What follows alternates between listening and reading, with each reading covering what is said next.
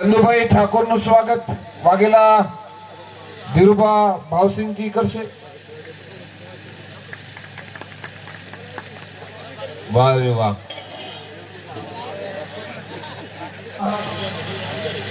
નથુબેન આપને બોલાવીએ છીએ અહીંયા. તેમજ ભાઈ શ્રી ઈશ્વરદાન ગઢવી એમનું સ્વાગત મનોજભાઈ આચાર્ય કરશે અને ચંદુભાઈ ઠાકોર ભાઈ શ્રી ચંદુભાઈ ઠાકોરનું સ્વાગત વાઘેલા ધીરુભાઈ ભાવસિંહભાઈ કરશે.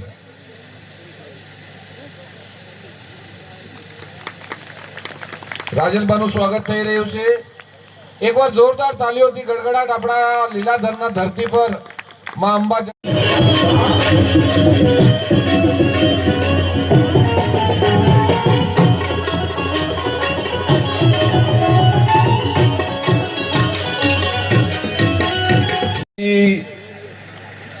તેમજ બેન્જો માસ્ટર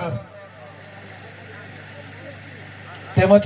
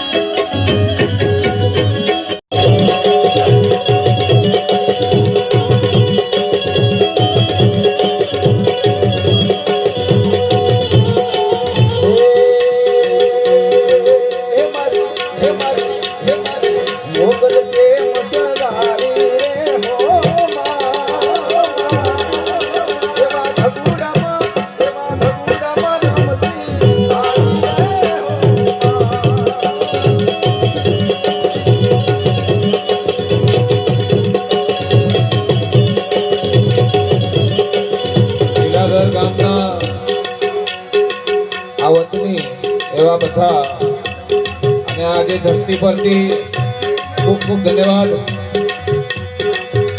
લીલાધર ગામ અને આ લીલાધરના માટી પર ધરતી પર જે મહેમાનો આવ્યા છે એ મહેમાનોનું સ્વાગત આપણે અહીંયા કરી રહ્યા છીએ. ત્યારે સૌથી પહેલા આ સંતવાણીના કાર્યક્રમમાં આજે સંતવાણી એક શ્યામ ગૌ માતા કે નામ આ લીલાધરના માટી પર આ ધરતી પર જ્યારે આ વિશેષ કાર્યક્રમ સંતવાણીનો થઈ રહ્યો છે ત્યારે આ સંતવાણીનો કાર્યક્રમ જોવા માટે નાના નાના ભૂલકાઓ પેલી હરોળમાં બેઠા છે. આ દીકરીઓ માં અંબા માં જગદંબાના સુર કરવામાં આવે છે. ગરમ પાણી રેડે, અડધો ચેકો મારે, લોહી કાઢે, હવા ભરે, ચામડી ઉતાર નાખે. એના 4 ભાગ અલગથી કરે, ધડનો અલગ, હાડકાનું અલગ, ચામડીનું અલગ, માંસનું અલગ.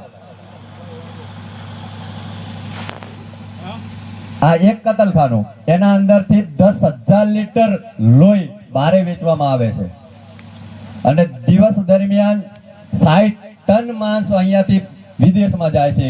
કુવૈત, ઈરાનની અંદર 60 ટન, 60,000 કિલો માંસ. વિચાર કરો તો આવા કેટલાય કતલખાના છે. હૈદરાબાદની અંદર મેડક એ જિલ્લાની અંદર આવેલું અલ કબીર ખાનું. કોલકાતાની અંદર એક કતલખાનું છે દેવનાર, એ એશિયાનું સૌથી મોટું કતલખાનું છે. તો આવા 3600 કતલખાના છે. વિચાર કરો, આને એક એકને રોકવા જઈએ તો આપણાથી રોકાય નહીં. આના પાછળનો હાથ કેનો છે એ કોઈ હજી જાણી શક્યો નથી.